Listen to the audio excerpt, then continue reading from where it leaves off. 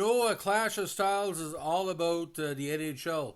You can get a team on their way up and a team on their way down, and it makes a better series than anybody ever indicated. Now, this was an example of this. The 1972-73 Buffalo Sabres, for a lot of people, they were a one-line team, the big French connection with Robert, Perreault, and Martin. Well, when he took on the Montreal Canadiens in the first round, a lot of people thought, hey, the Sabres going to be swept in 4 games and maybe be defeated in 5. But the Sabres gave Montreal everything they could handle and were down 3-0 in the series before they made a set of it. And ironically, 2 years later, this pretty well the same Sabres team with a couple of additions bet Montreal in a 6-game series where they should have won the Stanley Cup. Now, the Montreal Canadiens were hard-pressed in the first game on April 4th.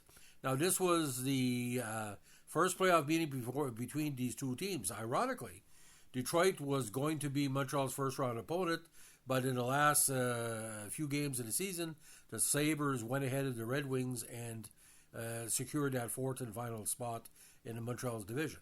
Now, Montreal had won the 5-game regular season series, earning 6 of 10 points. So you know it's going to be a rough series. Now, no scoring in the first period in Game 1 at the Forum. But of all people, Craig Ramsey, with a big goal, gave Buffalo a 1-0 lead in which they held for the next 14 minutes before Jacques Lemaire scored another key goal. And, of course, the superstar, the Roadrunner, Yvan Cournoyer, scored a 4:27 of the third period to give Montreal the key 2-1 victory. Now, Dave Dryden played against his brother, stopping 34 of 36, with Kenny stopping 31 of 32. Now, Game 2, it was all Montreal in the second period. Ironically, ladies and gentlemen, the French Connection line hit for 2 goals in the first period, with Gilbert Perreault scoring at 1:06 and Richard Martin scoring on a power play some 15 minutes later. But the second period belonged to Montreal as Serge Savard, Yvan Cournoyer with his second of the series, Marc Tardif, Guy Lapointe on the power play, and Jacques Lemaire, second of the series, made it 5-2 after 2. And Cournoyer wrapped up the shutout. Actually, a hat trick. It was a natural hat trick because the other team didn't score. At 3-10 and 15-31, and Jimmy Schoenfeld got his first of the series at 17:45 to make it 7-3. Now, Dryden the older got 28 saves and 35 shots, while Dryden the younger had stopped 20 at 23. Now, back in the auditorium, it was completely different because Montreal did well on the small ice. Guy Lafleur scored in the power play 16:56 in the first period, his first in the postseason, followed by Peter Mahovlich at 8:44 in the second. This broke a 1-1 tie as Larry Mickey had scored at 1:13. Now, in the second period, again, Murray Wilson put the Montreal ahead 3-1 at 9 minutes.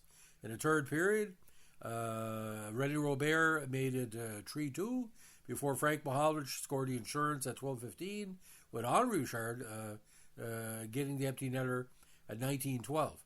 They wanted to try something new at home, and Dave Dryden was taken out, but Roger Crozier, the ageless wonder, made 22 saves and 26 shots, with Ken Dryden stopping 42 of 44. So he stood ahead in this contest. Now, April 8th, with Buffalo on the verge of elimination, what happened here, ladies and gentlemen, the big power line, the French Connection, made a difference. When Cournoyer scored his fifth at 18:37 in the first to give Montreal a 1-0 lead, Jim Schoenfeld 11:13 and Gilbert Perreault on the power play at 14:29 made it 2-1 after 1. And with an opportunity to wrap it up, Montreal couldn't score in the third period. René Robert scored at 1:28. Don Luce and Gilbert Perreault wrapped up the scoring late in the third period.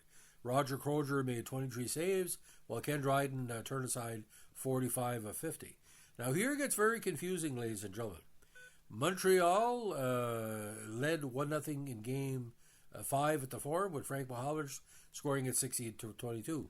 But then the French Connection took over, Richard Martin at 12:03 and René Robert at 13:11 before Guy Lapointe tied it up at 12:46 of the third. But midway through the final stanza, René Robert, with his second of the contest, scored a 9:18, giving Buffalo the 3-2 victory.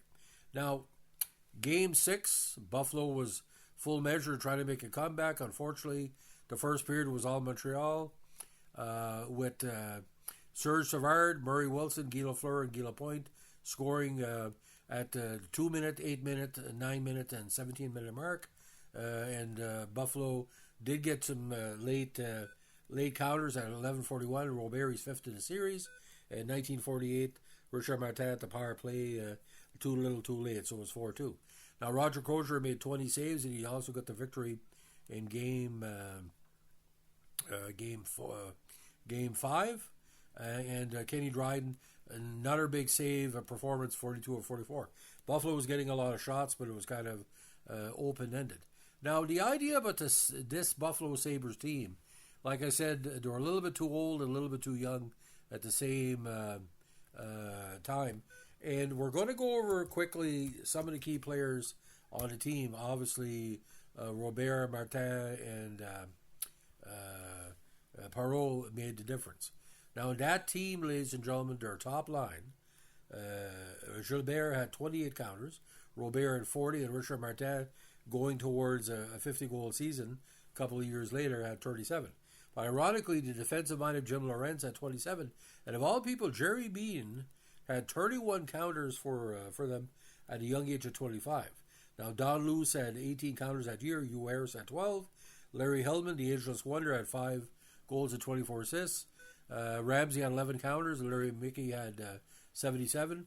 But the key defenders like Mike Robitaille, Jimmy Schoenfeld, Tim Horton. Tim played almost every shift in the 70 games he's played. And of course, Tracy Pratt. Now, the idea about Buffalo, they were trying mostly Crozier as the number one goalie. I think they felt Dryden had a hot hand against his brother, but it never worked out. Now, ironically, ladies and gentlemen, the Norm Gatto was eventually traded. He had 6 counters in 21 games.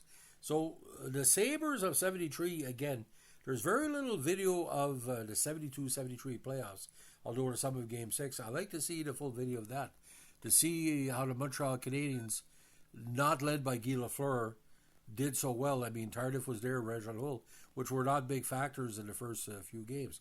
But it was the old standouts like, and Henri Richard, I think, if I'm not mistaken, that was one of his last goals in the playoffs.